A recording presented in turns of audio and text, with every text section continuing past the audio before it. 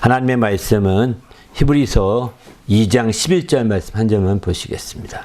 시작. 거룩하게 하시는 이와 거룩하게 함을 입은 자들이 다 한 근원에서 난지라. 그러므로 형제라 부르기를 부끄러워 아니하시고. 이렇게 한 말씀만 읽겠습니다. 나를 찾자, 이런 시리즈로 말씀을 나누고 있습니다. 이제 앞에서는 이제 본론으로 계속해서 성경 공부 시간을 좀 이렇게 나눴는데요. 이제 보충으로 이렇게 두 번째 보충으로 이제 7가지 정도만 더 나누려고 합니다. 이제 첫 번째는 오늘 나누고자 하는 형제 의식을 좀 같이 가졌은 마음에서 나는 주의 형제다, 이런 제목의 말씀을 나누고자 합니다. 우리가 주님의 형제라고 이렇게 말쓰면 주님은 성경에 보면 맏아들 삼으셨다, 이렇게 말씀하시거든요. 그러니까 맏아들 삼으셨으면 맏형이라는 뜻이죠. 오늘날 우리는 그의 형제가 된 거거든요. 그래서 주님이 맏형이 되시고 우리는 그의 아우들이 되는 셈이죠. 사실은 이렇게 되면 사실은 우리가 이런 생각할 때 주 예수님을 형이라고 하기는 좀 굉장히 거리감도 있어 보이고, 특별히 2000년의 시간 간격이 있잖아요. 2000살 차이가 나는데 최소한도로 그렇게 2000살 가까운 나이의 차이를 두고 형이라고 한다는 게 굉장히 어렵잖아요. 근데 이제 사실은 그렇습니다. 그래서 형이라는 말을 쓴다는 것이 좀 약간 좀 이상하게 느껴질 수밖에 없지만, 형제란 말은 좀 일반적으로 많이 쓰는 용어들이니까 좀 다른 것 같습니다. 그래서 옛날에는 이 개혁 성경에서는 맏형이라는 표현이 났거든요. 여러 번 나오는데, 이제 개혁 개정판에서는 다 맏형이라는 말보다는 맏아들, 이렇게 쓰고 있더라고요. 맏아들. 그러니까 이런 측면에서도 형이라는 말보다는 어떤 맏아들, 하나님의 장자로서의 어떤 세워지고 우리는 그에 함께하는 하나님의 자녀로서의 개념을 갖고 있는 거죠. 그러나 어쨌든 이런 형제라고 하는 형제 의식을 우리가 신앙에서 굉장히 필요합니다. 내가 누군가, 나는 주의 형제다. 그리고 이런 내가 주의 형제라는 의식을 가지면 가질수록 또 다른 형제들을 우리가 돌아보게 되고 형제들에 대한 책임감이 있는 거 아니겠습니까? 그래서 우리가 이제 이런 형제의식을 어느 때보다도 회복하는 것이 굉장히 중요하다, 이런 생각이 듭니다. 이제 그럼 2000년 넘은 차이를 어떤 형제라고 하고 형이라고 하는 표현이 어색한데, 성경에 저는 이 깜짝 놀란 한 가지 고고학적으로 발견하는 것이 있는데, 이스라엘 에볼라 왕국을 1980년대인가 이렇게 발견했다고 합니다. 이 에볼라 왕국은 시리아 북부 지방에서 발견된 도시국가인데 400년 정도 이어진 왕국이라고 합니다. 에볼라 왕국 자체가. 그런데 그 에볼라 왕국의 태조가 누구냐? 그 왕국의 처음 창시자가 바로 에벨이라는 사람입니다. 에벨은 누구냐면, 에벨은 셈의 아들, 셈의 증손자쯤 됩니다. 셈의 증손자. 이렇게 셈의 증손자쯤 되는 바로 에벨인데, 그 에벨이 이제 왕국을 만든 겁니다. 셈 왕국은 못 봤죠. 셈 왕국은 못 봤는데, 셈 왕국은 발견되지 않았습니다. 근데 에벨은 아주 굉장히 왕국을 만들어서 아주 굉장히 컸던 것 같습니다. 그런데 에벨에게는 두 아들이, 창세기 10장에 보면 두 아들이 있는데, 벨렉이 있고 벨렉 다음에 욕단이 있습니다. 그런데 공교롭게 성경에 나온 두 아들은 에벨을 떠났습니다. 거의 에볼라 왕국의 주인이 아닙니다. 에볼라 왕국 주인이 아니고, 이제 에벨의 큰아들이라고 하는 벨렉이라는 사람은 이제 당시에 니무릇이라고 표현하죠. 니무릇이 왕으로 있는 갈대우르 지방으로 가게 됩니다. 거기서 이제 갈대우르 지방에서 정착해 살면서 함께 섬겼던 것 같습니다. 니무릇과 섬겨서 바벨탑 사건에 함께 참여했던 것 같습니다. 그래서 이제 벨렉 때부터 나이가, 그 아버지 에벨일 때는 나이가 400살 넘게 막 살거든요. 근데 벨렉 때부터는 갑자기 나이가 줍니다. 200대로 쫙 줄어갑니다. 이렇게 준 데는 아마 그들의 어떤 죄악스러운 삶도 있다는 거죠. 그런데 이제 둘째 아들이라고 표현되는 욕단은 이제 동방으로 가서 이 동방 산지로 갔다. 이렇게 나옵니다. 13명의 아들을 데리고. 그래 갔다 오는데, 뭐 어떤 사람들은 그 욕단이 이 한국으로 온 것이 아니냐, 동이족의 시조가 아니냐, 이렇게 얘기합니다. 왜냐하면 왜 그렇게 이유되는 이유가 뭐냐면, 동이족이 한문을 만들었는데, 한문이 노함소나 에벤동산 사건을 그대로 한문이 다 그리고 있어요. 근데 그걸 어떻게 그걸 알고 그랬냐는 거예요. 그러니까 그 노아 홍수나 에덴 동산 사건을 잘 아는 사람이 와서 그걸 했을 것이다. 문자를. 당시에는 이제 그 언어가 많이 흩어졌으니까 새로운 언어를 만들어야 되잖아. 언어에 따라서. 그죠? 그렇게 해서 만들었을 것이다. 이렇게 생각하고 있는 거죠. 그런 측면에서 이제 동이족의 선조가 아니겠느냐. 그 어떤 사람은 그래서 이제 그 욕단할 때 단군 이렇게 하는 것도 연결시키기도 하고요. 뭐 별 얘기를 다 합니다만 믿거나 말거나고요. 이거는 어쨌든 그렇게 그 에벨이라는 사람이 그러면 어떻게 왕국이냐. 두 아들 다 떠나는데 에벨은 430년을 살았다고 그러거든요. 그런데 430년 살면서 아들 둘만 딱 낳고 말았을까요? 그러니까 그 아들 형과 큰형과 작은형은 멀리 떠나갔지만 그 밑에는 아들 간에 몇백 년 차이 나는 아들도 있을 것입니다. 이 차이가. 그렇지 않겠어요? 430년을 살면서 아들 둘 낳지 않고 굉장히 많은 자손이 퍼졌을 거라 생각합니다. 그들이 이제 벨렉과 에벨이 그 욕단이 떠난 이후에 아들을 에벨은 지금의 시리아 북부지방에 살면서 이제 거기서 왕국을 키운 거예요. 에볼라 왕국을. 그것도 종신토록 한 것 같아. 에벨이 죽으면서 망한 것 같아요. 400년을 갔다 오는 거 보니까. 에벨이 죽고 그 다음 세대에 망한 것 같아요. 왕이. 그렇게 분명히 이건 고고학적으로 입증되는 거거든요. 고고학적으로 이게 확실하게 드러난 거예요. 그래서 창세기 10장 21절 보게 되면은 에벨은 셈은 에벨 모든 자손의 조상이 된다. 이렇게 표현하고 있거든요. 에벨 모든 자손. 그러니까 에벨 모든 자손 하니까 거긴 벨렉과 욕단까지 함께 포함되고 둘 다 믿음이 좋은 사람으로 인정받은 거예요. 그런데 벨렉을 통해서 아브라함이 나타나게 되거든요. 벨렉을 통해서. 그래서 아브라함이 나타났는데 아브라함의 아버지 데라는 우상을 팔던 사람이었다는 거예요. 근데 아브라함이 나오기까지 굉장히 믿음이 밑에 쭉 숨지겨 온 거죠. 벨렉 때부터 쭉 숨지겨 왔던 것 같습니다. 아브라함이 믿음이 특출해서 드디어 이제 확실하게 된 거고, 그래서 마침내 이렇게 됐는데, 제가 왜 이제 예술 형제를 하는 것에 나이가, 지금의 나이는 대개 2-3살 차이 나고, 또 이제 배다른 형제가 있더라도 10년, 20년 차이 나는 게 전부겠지만, 옛날에는 성경시대에는, 초기 성경시대에는 몇백 년 차이의 형제가 될 수 있는 거예요. 몇백 년 차이 형제. 네? 몇백 살 사시니까. 정말 증손자랑 함께 증손자 며느리랑 함께 아기 낳는 거예요. 이렇게 될 수 있고, 옛날에는 손자 며느리와 아기랑 함께 아기 낳는 경우도 있었다고 그러거든요. 며느리와 함께 아기 낳는 건 다 일반적인 거고요.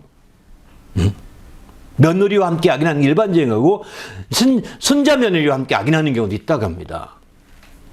이렇게 될 만큼의 같은 왜 일찍 결혼하기 때문에 그런 현상이 나타나게 되고, 또 그렇게 이런 걸 보게 되는 거죠. 그런 측면에서 볼 때 이제 우리가 이제 예수님이 형제라고 할 때 형제라는 것이 이렇게 나이 차이로 너무 인간적인 생각을 안 하는 게 좋겠다는 거예요. 인간적인 생각을 하게 되면 이거는 이해하는 데 더 어려울 것 같습니다. 그러니까 우리가 나이가 차이 있어도 정말 형제의식이 필요한 거라고 전 말씀드리고 싶어서 지금 에볼라 항국을 굳이 고학적인 에볼라 항국을 제가 특별하게 본 게 있어서 이제 그 얘기까지 하면서 이렇게 좀 비유로 말씀을 드립니다. 한번 여러분이 필요하다면 한번 찾아보십시오. 에볼라 항국 한번 쳐보시면 나오게 됩니다. 다. 에벨. 근데 이 에벨이 바로 오늘날 히브리 민족의 시원이 됩니다. 강을 건너왔다는 뜻이라고 그러거든요.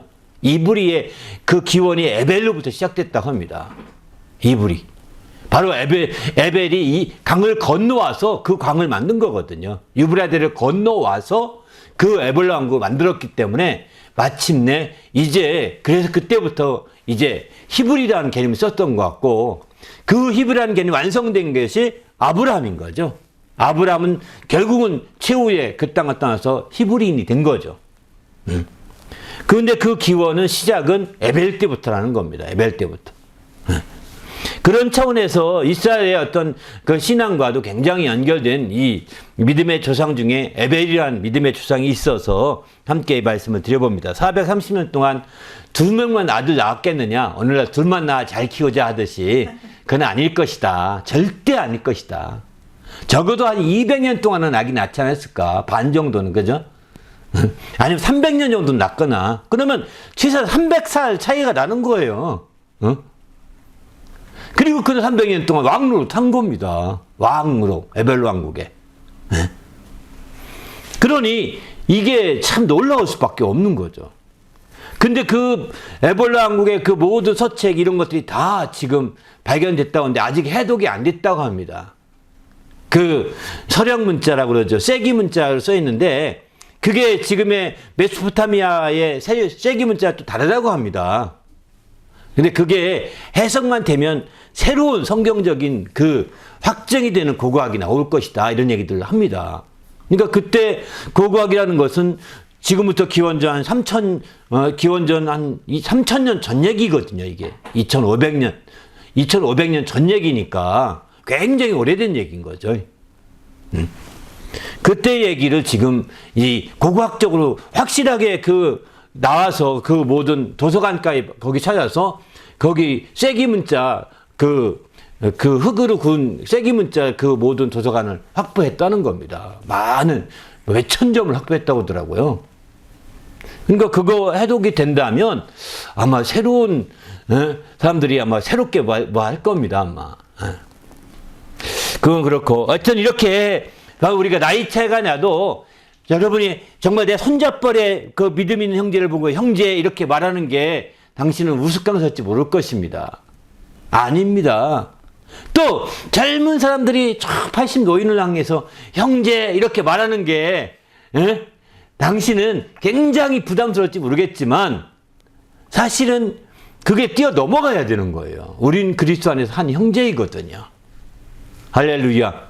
그래서 그들을 돌아보고 아이 할아버지인데요. 제가 어떻게 아닙니다. 형제예요. 형제. 예? 손의 형제예요. 나이로 본다면. 예?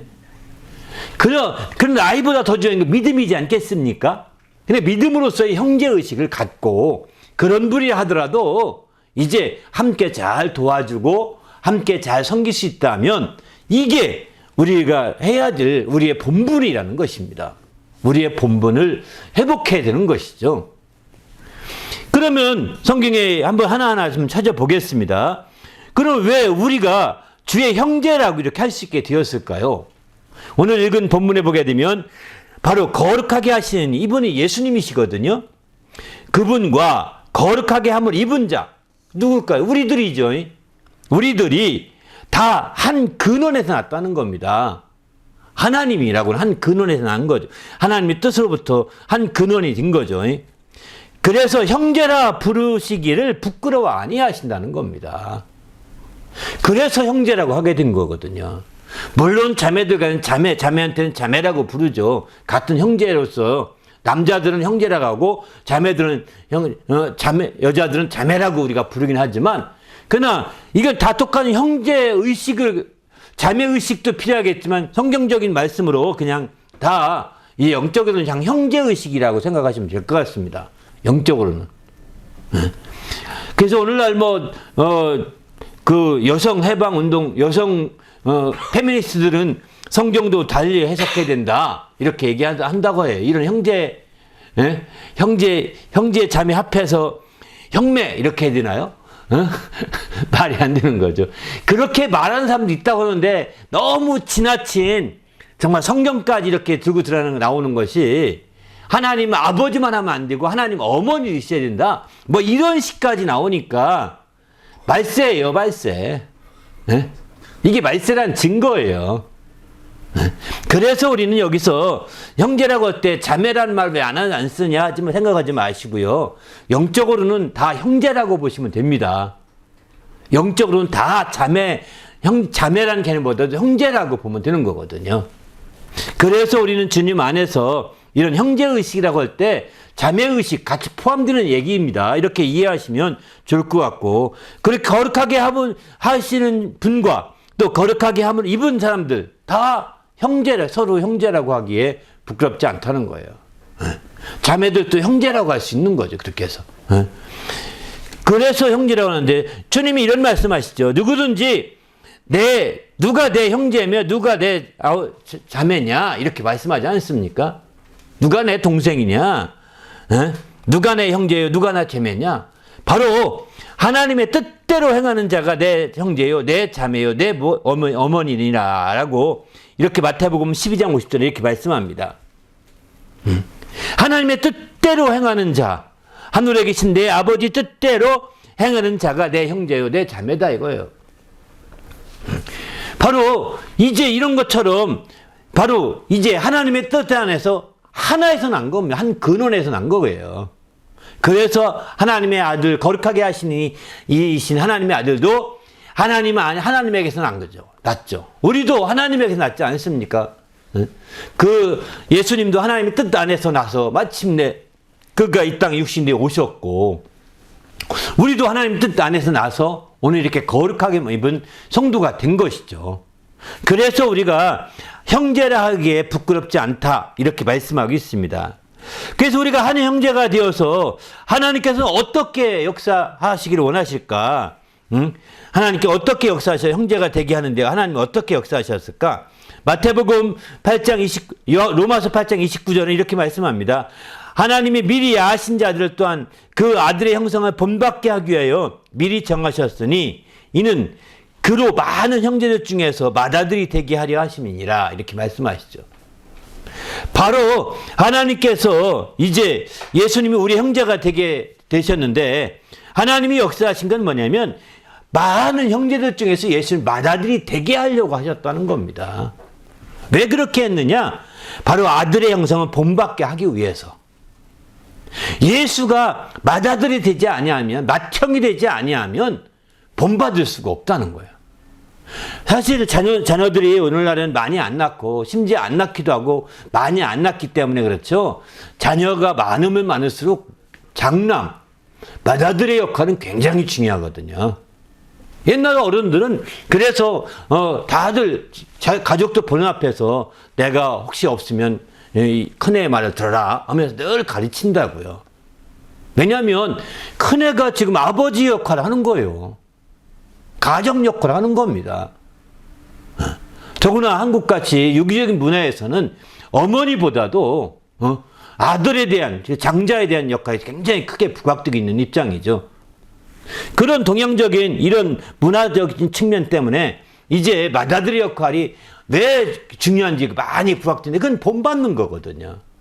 또 아버지가 계셔도 맏아들을 자꾸 세웁니다. 부모님들은. 왜냐하면 자녀가 많을수록 부모님의 손이 안 갑니다. 제대로 다. 안 가기 때문에 이제 좀 여유 있는 맏아들이 그 역할을 해주기를 원하고 있는 거죠.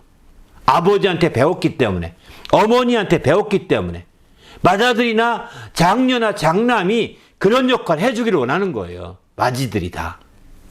그래서 아버지를 대신해서 애들을 데리고 다니며 놀고 놀아주고 업어주고 키워주고 이렇게 하는 거예요. 사실은. 저는 뭐 가운데 넷째지만 저희는 8남매인데 사실 제 그 막내나 밑에 막내는 제가 업어 키웠거든요. 거의. 뭐 놀고 다닐 때만 맨 업고 다녔고 학교만 갔다 오면 걔 업어주는 게 제 일이었어요. 그리고 놀러 갈 때 함께 업고 나가고. 응? 그렇게 키웠는데 그래서 그런지 몰라도 그 막내가 저를 굉장히 좋아해요. 사실은. 예? 그걸 아는지 없는지 모르지만은 아무튼 그렇게 해서 이제 그 막내를 저도 키운 적이 있는데 제가 넷째니까 저랑은 4번 마지막 8번째죠. 5 이렇게 차이 나는 거죠. 10살 정도 가까이 차이 나는 거죠. 이렇게 키우는 거예요. 그런데 이제 이렇게 그런 것처럼 아마 큰형과 우리의 맨 마지에 속한 누님이나 큰형은 이제 더 밑에 동생들에 더 많은 영향을 끼치고 주는 거죠. 그들이 이제 학교를 중학교나 이렇게 들어가기 전에는 초등학교까지는 그렇게 공부 그렇게 안 하잖아요. 그러니까 다 애들 놀아주고 키우는데 초점 두고 하는 거죠.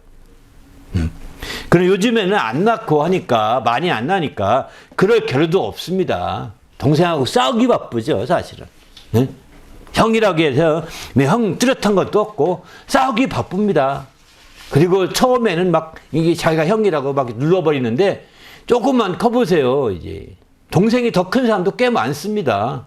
그러면 그때부터는 형이라고 말은 하지만 말빨이 안 믿겨요. 때리려고 해도 손잡으면 그만이니까. 어?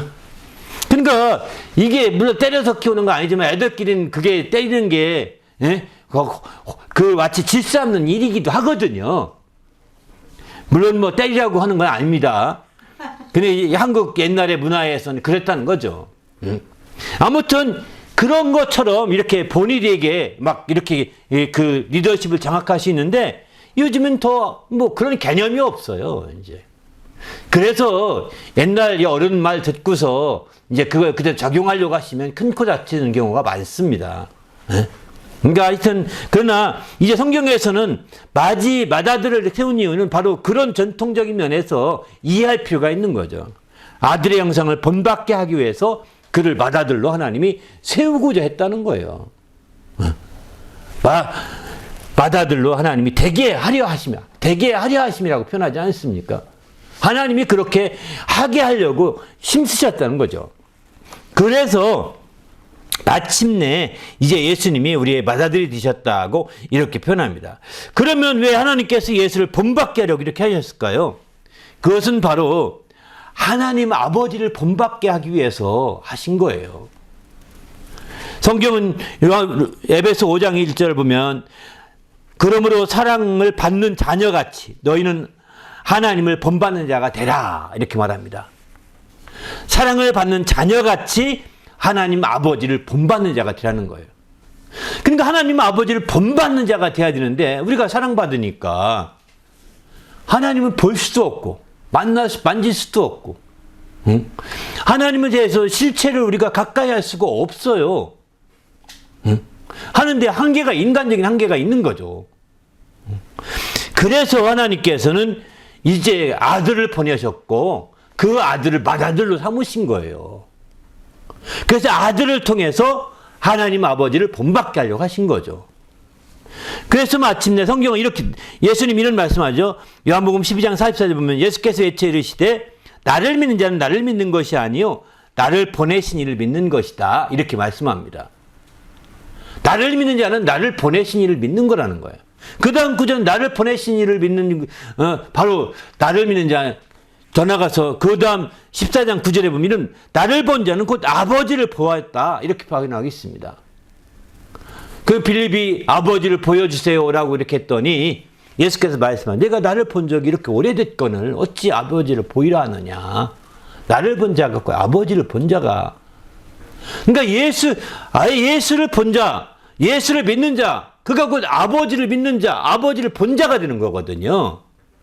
그리고 똑같은 거죠. 예수를 본받는 자가 될 때 아버지 하나님은 본받는 자가 되는 거죠. 예수님은 아버지 하나님 품속에서 나와 아버지에게 그대로 나타내시는 그런 분이기 때문에 바로 아버지의 뜻대로 그는 자의로 행하는 것이 없이 아버지의 뜻대로 자기의 뜻을 따라 행하지 아니하고 아버지의 뜻대로 행하신 분이신지라 아버지를 그대로 본받으신 거죠. 우리는 예수님을 본받음으로 아버지를 본받게 되는 거죠. 그래서 성경은 그래서 요한복음 10장 30절 보면은 나와 아버지는 하나이니라 얼마나 본받았던지 예수님은 나와 아버지는 하나다. 완전히 같다. 이렇게 얘기하시는 거죠. 얼마나 예수님이 하나님을 아버지를 본받았던지 나와 아버지는 같다.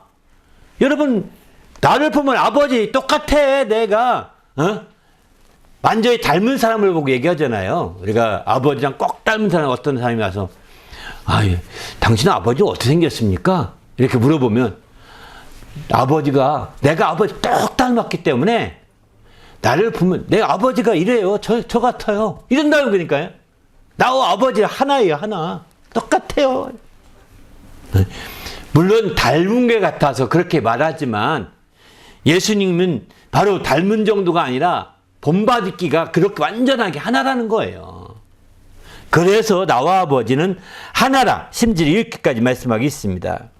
그러면 예수를 마다들 삼아 정말 예수를 철저히 본받는 자가 되었다면 그 목적은 무엇이냐? 그 예수를 본받게 한 목적은 바로 하나님 아버지를 섬기게 본받게 하기 위함인데 그 하나님 아버지 섬김을 통해서 그럼 무엇을 얻고자 하는 목적이 있느냐? 이렇게 생각하시면 좋을 것 같습니다. 로마서 15장 5절은 이렇게 말합니다. 그리스도 예수를 본받아 서로 뜻이 같게 하여 주사. 이렇게 표현합니다. 그리스도 예수를 주사 서로 뜻을 같이 하여 주사. 6절 보면 한 마음과 한 입으로 하나님 곧 우리 주 예수 그리스도의 아버지께 영광을 돌리게 하려 함이라. 이렇게 말합니다. 그러니까 쉽게 말해서 예수를 본받아서 한 마음과 한 뜻이 되어서 서로 뜻을 갖게 하사 한 마음과 한 입으로 하나님께 영광, 예수 그리스도의 아버지, 우리 아버지 앞에 영광 돌리는 게 있는 것이 목적인 거예요. 사실은 예수를 본받는 게 목적이 다른 데 있지 않습니다. 하나님 아버지께 한 뜻이 되어서 영광 돌리는 것이라는 겁니다. 이런 분명한 목적의식이 있는 거죠. 우리가 예수를 본받아야 된다. 근데 예수에 본받아야 된다 하면서 예수에 대해서 본받는다 하면서 하나님께 영광을 누리지 않습니다. 사이비들 가만히 봐보세요. 자기가 예수의 형제니 동생이니 아우니 혹은 예수와 친구니 이렇게 하면서 예수와 맞상대 놓게 만들잖아요. 내가 재림주니 뭐 하면서 심지어 어떤 진짜 이단은 내가 재림주라고 하면 그러거든요. 그런데요, 그렇게 해서 예수를 본받아야 되는데 본받는 목적에 달라지는 거예요. 예수를 본받아서 하나님 아버지께, 예수 그리스도의 아버지께 영광을 돌려야 되는데 자기가 영광 받으려고 해요. 내가 예수의 아우니까, 내가 예수의 친구야, 내가 예수님과 나 같이 놀아. 이렇게 자기 권위를 높이려고 예수님을 막 빌려다가 쓰는데, 예수를 닮아서 아버지 영광도 있는데 목적을 안 쓰고 예수를 쓰는 것까지 좋아요. 그런데 자기가 영광 받으려고 하는 게 이게 사입이요. 이게 이단들입니다. 이단들은요, 하나님께 영광 안 돌립니다. 예수 그리스도의 아버지께 영광 안 돌립니다. 우리가 정말 예수님에 대해서 지금 형제의 의식을 강조하는데 내가 이렇게 사이비들이나 이단들처럼 그렇게 노련하자는 것이 아닙니다. 내가 대단하다. 야, 나 좀 봐라. 막 이렇게 한 거 아니에요. 바로 예수 그리스도의 아버지, 곧 우리 아버지께 영광을 돌리게 하는데 목적이 있는 것이죠. 참된 형제라면 그렇게 해야 되는 거죠.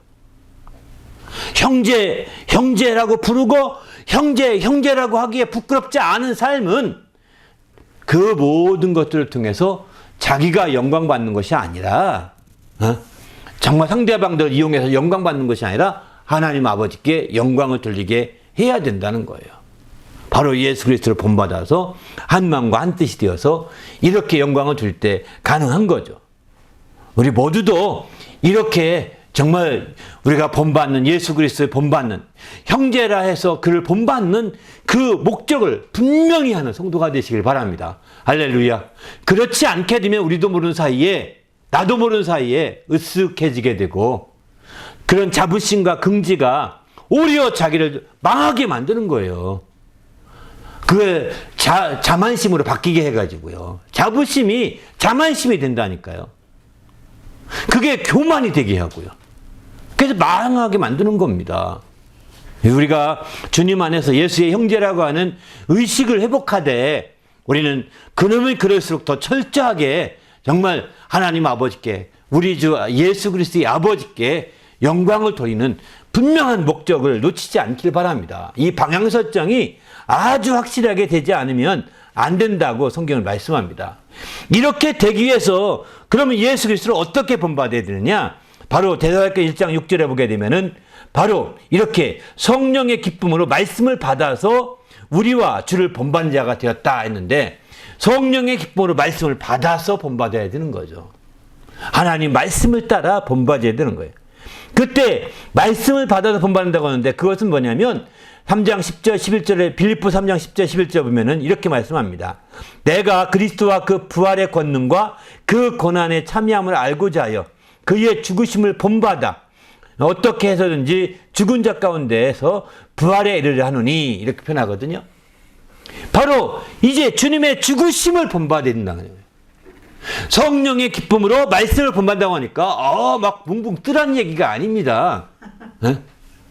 성령의 기쁨으로 말씀을 본받는다. 이 말씀은 나중에 디모데 후서 1장 13절 보면은 바른 말, 우리에게 들은 바 바른 말을 본받아 지키고 이렇거든요. 바른 말이에요. 바로 진리의 말씀을 이렇게 말하는 거죠. 그 진리의 말씀을 따라서 본받아야 되는데, 그 성령의 기쁨으로 이렇게 바른 말, 하나님 말씀을 따라 본받게 되면 막 붕붕 뜨고 확 기분 좋아지고, 이거 아닙니다. 그것은요, 궁극적으로 주님의 죽으심을 본받는 겁니다. 죽고자 하는 것입니다. 네. 죽고자 하는 자가 산다고 그랬잖아요. 죽고자 해서 죽음을 본받고자 하는 것은 부활에 이르려 함이라고 이렇게 말하겠습니다. 그런데 보십시오. 보시라고요. 그런 사이비나 이단들이 정말 예수를 막 끄집어다가 자기가 영광 다 받으면 또 그들의 또 다른 특징은 죽으려고 하지 않습니다. 순교하려고 하지 않습니다. 예수 그리스도의 죽음을 본받으려고 하지 않습니다. 다 영광을 누리려고 하죠. 고난받고 죽음을 받으려고 하지 않는다니까요. 다 영광을 누리려고 합니다. 이게 다른 점이죠, 사실. 그래서 그들은 다 아방궁 같은 궁궐을 짓고 막 하늘궁이라든가 무슨 궁이라든가 뭐 이런, 제가 뭐 하나 찾아보면 청평에 무슨 또 청평에도 무슨 궁이 있답니다. 어디에서 세운지 모르지만, 이런 궁을 만들어가지고 사이비 집단들이 거기에 밀집해서 막 거기 왕노릇 하는 거예요. 왕도 아닌 것이. 아무튼 정말 그런 시대에 우리가 살고 있습니다. 정신 바짝 차려야 됩니다. 우리는 우리 예수를 본받는다니까 정말 막 벙벙 뜨고 능력 있고 막 이런 것만 본받는 생각하는데, 사실은 본받는 것의 핵심은 죽으심을 본받는 것입니다. 죽고자 하는 것입니다. 이유는 뭐냐? 이렇게 어떻게 해서든지 죽는 자 가운데 부활의 일을 하고자 하는 것이죠. 그래서 우리는 주님 앞에서 이런 본받음의 그 핵심을 놓쳐서는 안 되겠다는 겁니다. 그러면 예수를 맏형으로 우리가 본받았다면 우리가 어떻게 해야 되느냐? 우리는 이제 어떤 삶을 살아야 되느냐? 고린도전서 11장 1절 보면 내가 그리스도를 본받는 자 된 것 같이 너희는 나를 본받으라, 이렇게 말합니다. 우리가 그리스도를 본받은 자가 되면 다른 사람들에게 본이 되어야 된다는 것이죠. 본이 되는 삶을 살아야 된다는 것입니다. 내가 그리스도를 본받는 자가 되었다면 거기서 멈추는 것이 아니라 나의 삶 자체가 또 다른 사람들에게 본이 되는 이런 삶을 살아야 된다라고 성경은 강조하고 있는 거죠. 그래서 빌립보 3장 17절 보게 되면은 너희가 우리를 본받은 것처럼 그와 같이 행하는 자들을 눈여겨보라. 바로 빌립보 사람들이 이제 사도 바울을 본받지 않습니까? 또 그렇게 행하는 자들을 눈여겨보라는 겁니다. 대사로니까 후서에 그전에도 바로 너희에게 본업이여 우리를 본받게 하려고 애를 썼던 사도 바울을 보게 됩니다. 우리가 이처럼 이제 그리스도를 본받는 자를 반드시 해야 될 것은 우리가 그 본이 되어야 되는 거죠. 철저히 본이 되어야 되는 거죠. 그래서 이 본의일에 이제 히브리서 13장 7절 보게 되면은 하나님 말씀을 너희에게 일러주고 너희를 인도하던 자들을 생각하며 그들의 행실의 결말을 주의하여 보고 그들의 믿음을 본받으라. 우리에게 본이 된 사람들을 주의해 보라는 것입니다. 그냥 엉벙덩벙 본받지 말고 그 행실을 주의해 보라는 것입니다. 그리고 그 행실에 주의해 봐되 행실의 결말, 시작과 끝을 주의해 보라는 거예요. 그가 말하는 것과 그 행동을 주의해 보라는 거예요. 그리고 그의 믿음을 본받으라고 이렇게 말합니다. 히브리서 6장 12절은 그래서 믿음과 오래 참음으로 말미암아 약속들을 기업으로 받은 자들 본받은 자 되게 하려는 것이라. 바로 그런 우리가 본받아야 될 사람은 바로 이 믿음과 오래 참음으로 말미암아 약속들을 기업으로 받은 자들이야 되어야 한다는 것이죠. 바로 믿음과 오래 참음으로 말미암아 약속들을 기업으로 받은 그런 사람들이 우리를 말씀을 가르치고 우리를 인도하는 자들이거든요. 그들이 말씀을 기업으로 받지 못한 자들을 믿음과 오래 참음으로 약속들을 하나님의 말씀의 약속들을 기업으로 받지 못한 자들이 우리를 가르치게 되니까 우리를 나중에 그들이 가르치면 나중에 실망시키는 거예요. 그들 때문에 교회 안 나오는 사람들 많습니다. 심지어 그런 가르치는 사람은 거짓 선생도 있고요. 거짓 사도도 있고 거짓 교사도 있습니다. 이런 자들에게 우리가 선함하지 말아야 되는 거죠. 그래서 우리는 정말 우리가 과연 그들이 믿음과 오래 참음으로 말미암아 약속들을 기업으로 받은 자들인지 그런 믿음을 가진 자들인지 그걸 유심히 살펴보고 과연 말과 행동이 일치가 되는지 유심히 살펴보고 그것을 이제 그들의 믿음을 본받으라고 이렇게 말씀하고 있습니다. 우리도 주님 안에서 이런 멋진 주의 성도가 되시기를 예수님의 이름으로 부탁을 드립니다. 할렐루야. 그러면 우리가 정말 본받게 될 받아들인 예수는 어떻게 장차 어떻게 오시게 되느냐, 그분은 어떤 분이시냐 하는 거 한번 좀 생각해 볼 필요가 있습니다. 그리고 이제 우리가 그를 본받게 되는데 우리는 과연 어떻게 되느냐? 바로 예수님과 같이 대우받을 수 있으면 된다는 거예요. 한마디로 말해서. 예수님처럼 함께 그의 보좌에 함께 앉는 자들이 된 거죠. 참된 주의 성도라고 한다면 바로 예수님과 함께 천년 동안 왕노릇하는 그런 정말 주님과 함께 그 왕권을 가지고 다스리는 그런 자들이 되는 거죠. 이런 놀라운 역사가 되는 것입니다.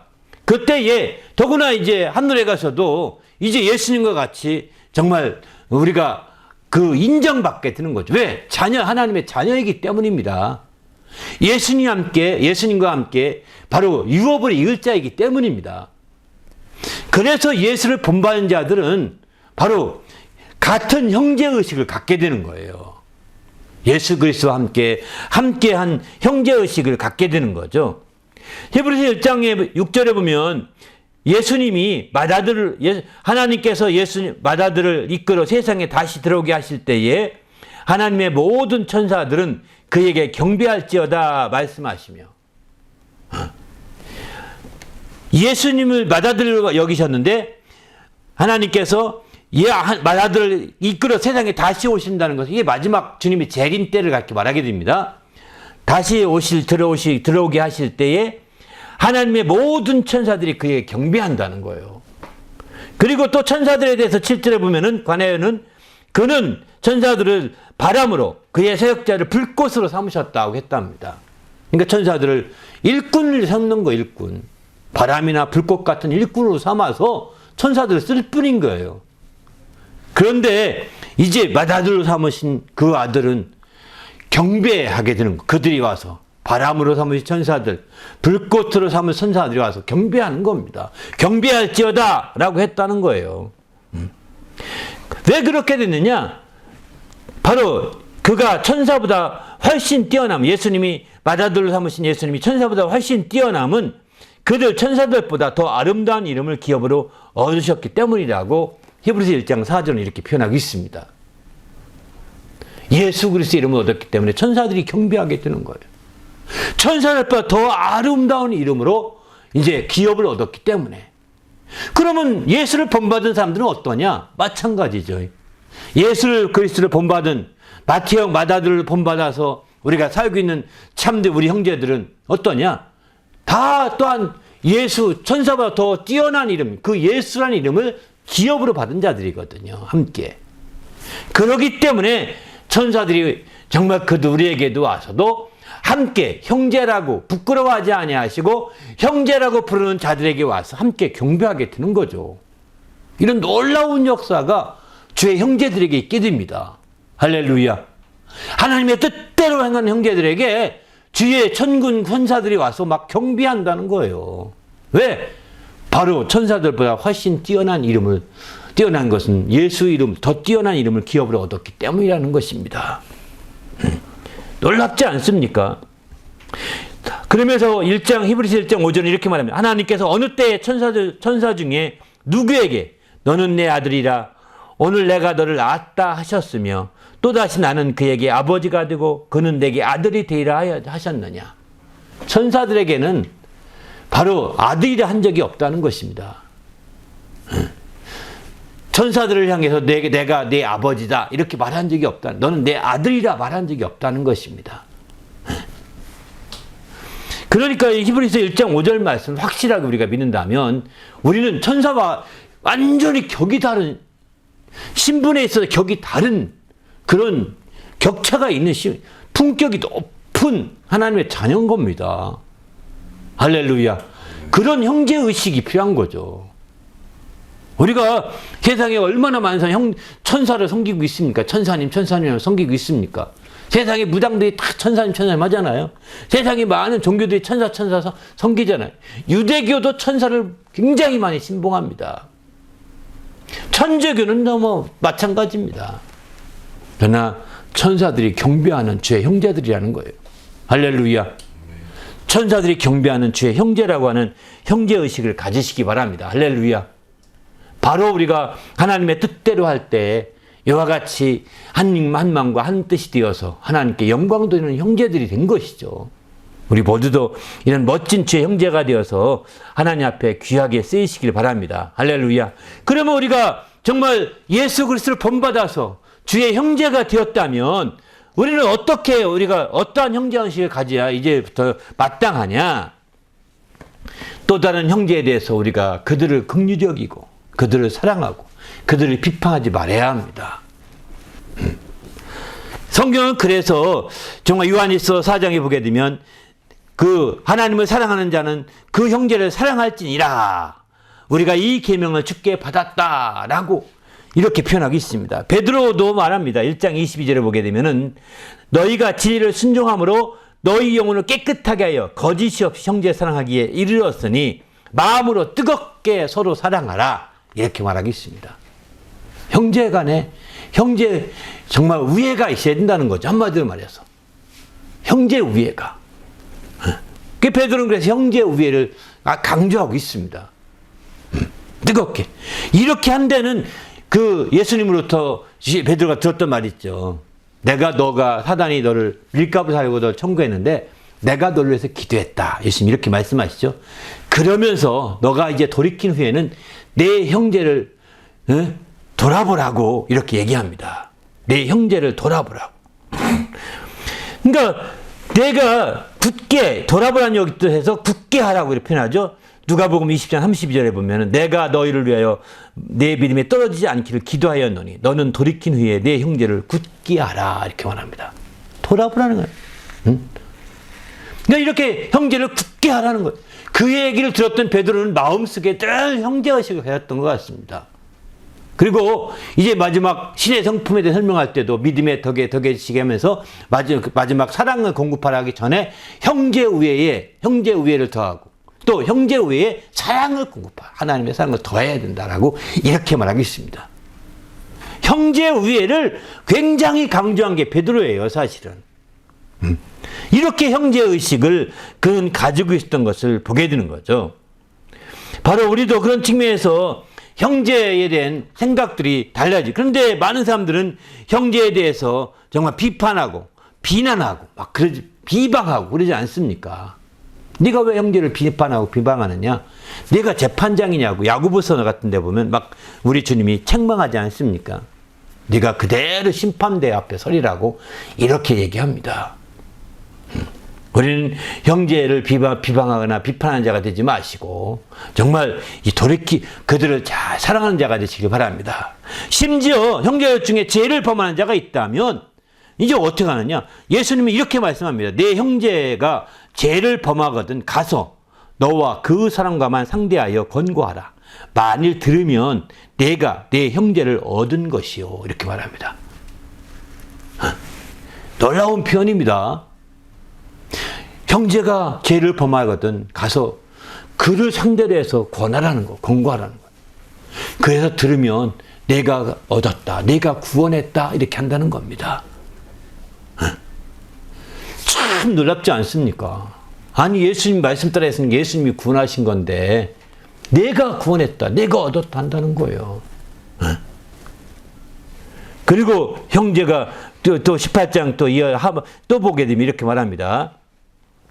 이제 35절 보면 너희가 각각 마음으로부터 형제를 용서하지 아니하면 나의 하늘 아버지께서도 너희에게 이와 같이 하시리라. 각각 마음으로부터 용서하라는 거예요. 용서하지 아니하면 하늘에 계신 아버지께서 용서하지 아니하시리라고 이렇게 말씀합니다.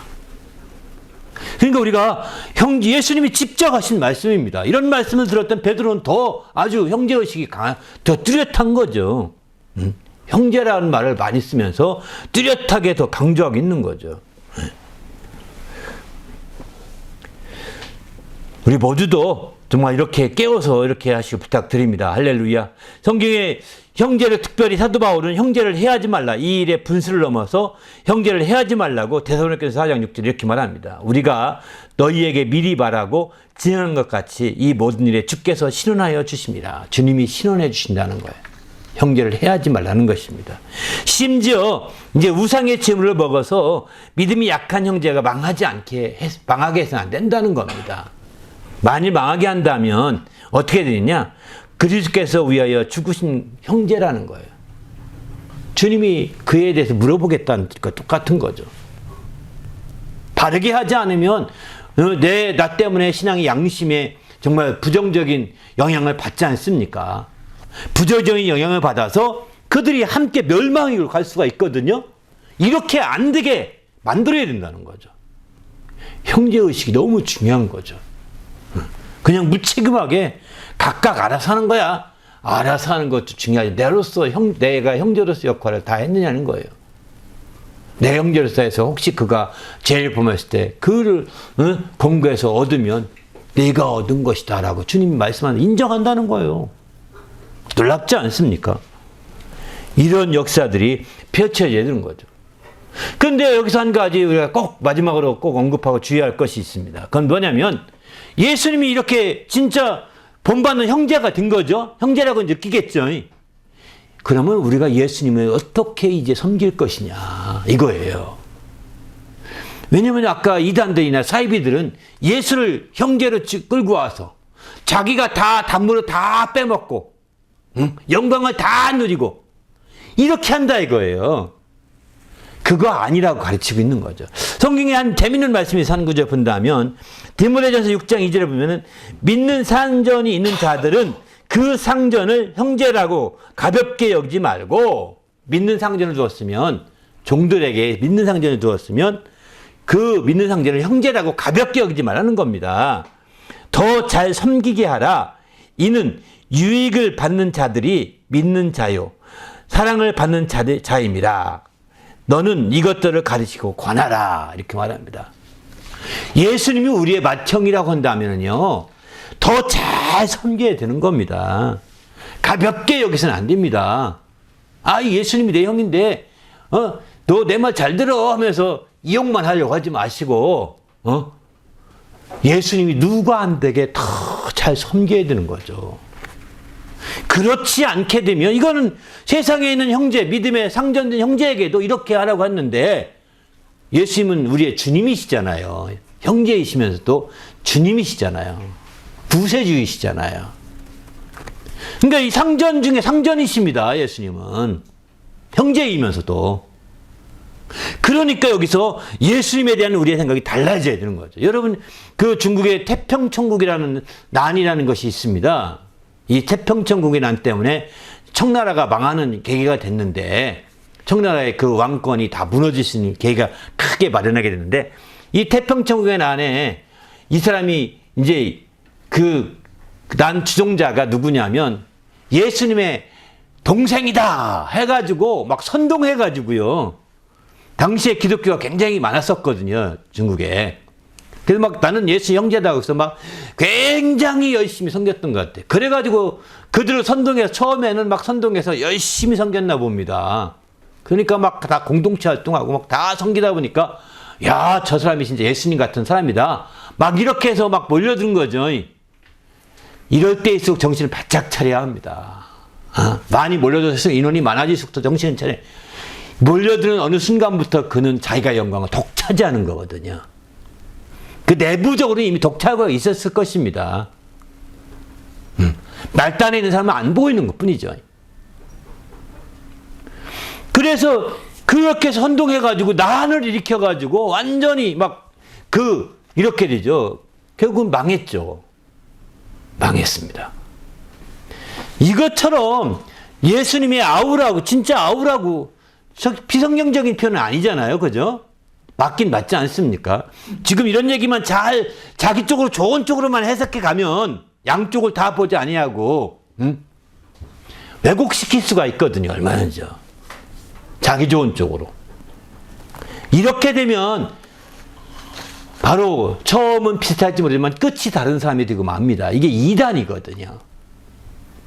처음은 같이 출발해서 예수 믿는 데 출발했을지 모르지만 끝은 달라집니다. 이단, 끝단자를 쓰는 거죠. 달리자, 끝단자. 이것처럼 우리가 마찬가지예요. 정말 예수님을 이제 끝까지 한결같이 예수님이 우리의 형제요, 주님이심을 함께 섬겨야 되는 거죠. 이게 형제만 강조하고 주님을 초점 안 두면 이것도 안 되는 것이고, 함께 조화가 이루어진 이런 믿음 생활이. 그래서 성경은 가볍게 여기지 말고 더 잘 섬기게 하라고 이렇게 말하고 있습니다. 이제 우리가 정말 주님의 안에서 형제의식을 우리가 회복했다면 예수님을 더 잘 섬기는 성도가 되시길 바랍니다. 할렐루야. 그리고 또 우리가 본의되게 해서 또 다른 성도들을 더 형제들을 더 잘 섬기고 이렇게 해나간다면 이게 주님 안에서 참 아름다운 역사를 이룰 것이라고 저는 확신합니다. 우리 모두 함께 기도할 때 하나님, 내가 믿음 안에서 이런 형제의식을 회복해서 마지막 때 참 나의 본분을 되찾고 내가 주님 앞에 귀하게 쓰이는 성도가 될 수 있도록 인도해 달라고 간절히 합심해서 기도하십시다.